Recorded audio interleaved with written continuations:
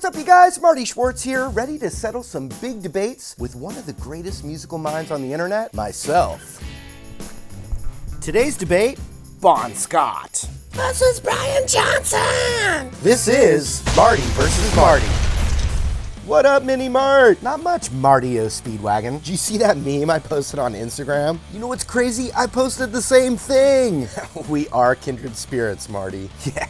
You're right about that. But let's get to it, Marty. Yeah, Marty? AC/DC is one of the greatest rock bands to ever exist. I love it when you start our conversations with blanket, universally accepted statements. It makes it so much easier to agree with you. Well, I'm glad we're on the same page with this one. Nothing rocks quite like early AC/DC, am I right? Whoa, hold on. Early AC/DC? You mean Bon Scott era AC/DC? No way, Marty. I mean, sure, Bon was a pioneer and an incredible frontman, but AC/DC really blossomed during the Brian Johnson era. Marty, I can't believe what I'm hearing. AC/DC would be nothing if it wasn't for Bon Scott. Without his signature vocal, AC/DC wouldn't be AC/DC. He defined their sound. Even though Brian Johnson was able to provide the band with the same energy they had during Bon's tenure with the band, he never matched what the band previously had. Are you kidding me, Marty? Ask any Randall on the street what their favorite AC/DC song is, and I guarantee you more times than not you'll hear Back in Black. And that's in large part due to Brian Johnson's electric energy and impressive range. While Bon Scott could wail, he didn't have the power that Brian Johnson had. But the aura and style of the band was spearheaded by Bon Scott's efforts. The gritty four-piece AC/DC ethos would be non-existent without Bon Scott's signature timbre. Sure, he didn't have Johnson's range, but Johnson simply picked up where Bon left off and took it to the next level. I mean, think about it. Highway to Hell and Dirty Deeds are fantastic records, but those albums don't quite live up to the band's greatest record, Back in Black.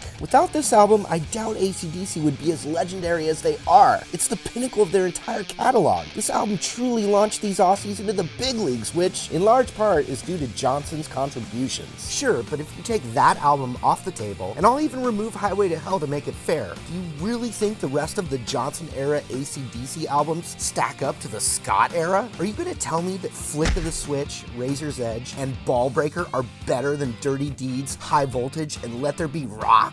Even in the Johnson era, Bon Scott-led AC/DC songs are all over their live set list. Just because Brian Johnson was the featured vocalist on one of the band's best records doesn't discount the fact that Scott sang on basically all the other great AC/DC records. But Brian Johnson performs those songs better than Bon Scott. I don't mean to belittle Bon's greatness, but sometimes his voice got lost in the power of the band. Brian's vocal power matches and oftentimes exceeds the hard rockiness of the rest of the group. He meets the aura of the band with a muscular raspiness that Bon Scott strained to produce. His performances also seem a little more tongue-in-cheek, making the subject matter of the songs a little more palatable. When Bon Scott would sing some of those tunes, it kind of came off creepy. Now, I will concede that Brian Johnson is technically a better singer, but Bon Scott's tone is still quintessential AC/DC. And on top of that, basically all of their greatest songs, including those from Back in Black, were written while Bon was a member of the band. There are plenty of singers that are better than Bon Scott, but he was the best singer for this band, hands down. But you can't discount the fact that Brian Johnson's willingness to join the band only months after Bon Scott's tragic death and honor his memory by rocking as hard as he did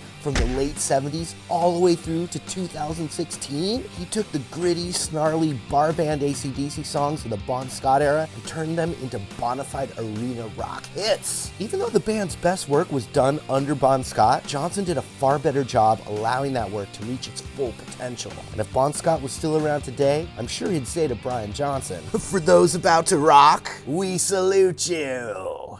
Oh, Marty, I can't stay mad at you. I guess we'll never settle this. Yeah, you're probably right. Should we ask the viewers to keep the debate going in the comments? I can certainly get behind that. So be sure to head down to the comments and let us know who you think the better singer is. And while you're down there, don't forget to like and subscribe. Hey, you know I do a pretty decent Brian Johnson impression. There's no way it's as good as mine. Oh, you're on, Marty. Thanks for watching. A Back in Black! I bit the stag. Wait, did you just say I bit the stag? Yeah, he bit into a male deer. That's exactly what he said. No, that's definitely not what he's saying. No, it is. Ozzy ate a bat. Brian Johnson's just kicking it up a notch. That's not true at all.